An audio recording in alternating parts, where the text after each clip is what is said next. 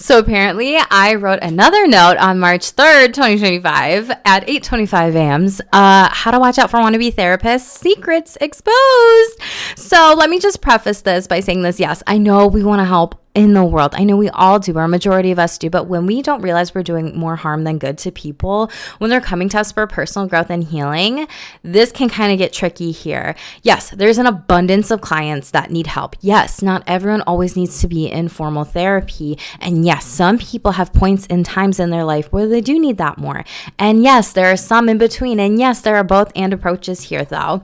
There are some coaches though who are wannabe therapists, and here's why. They go to therapy for the first, second, or even third time in their life, and then they believe, oh my God, what a transformation. Do you think I could be a therapist here? And that always gets tricky to answer, be it you're the therapist or the client in that session. Or if not, they don't want to actually do the work of applying to grad schools, paying the fees, getting in, doing 2 to 4 to 6 years of education, unpaid or lowly paid internships, keeping track of all the hours, the client contact, the supervision, the admin, while maintaining homework, studying for tests, writing papers, editing, sleeping, pooping, going to their own therapy, cooking, and trying to practice self-care. They think they'll just read and apply what they learn from therapy or even books out there, and then apply that to everyone else who wants help here or be a mental health advocate. But then they will say so much shaming things here. They'll be like, shame, and then they'll be like, I don't shame people. And it's like, bitch, do you see what you just did there?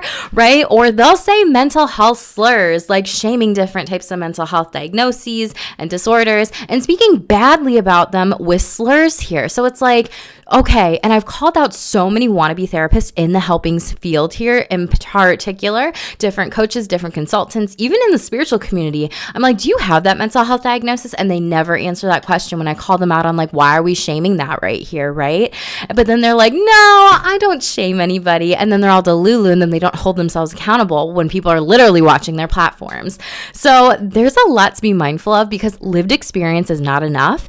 And there's not enough people who, they don't have the degrees, they don't have the research, they don't have the training, and they go to school, for a doctor, a lawyer, a higher educational degree, but many wannabe therapists just jump into the coaching field like this here. And a lot of times, learned experience in an unrelated field is not enough, shameless squad. And so a lot of people will just keep doing stuff and doing stuff and doing stuff. Holy cow. Even celebrities out there with different talk shows, different books, different coaches, wannabe therapists. So I would be very careful who you give your dollars to. Be mindful of who you seek out for your help too. I love you. Stay shameless.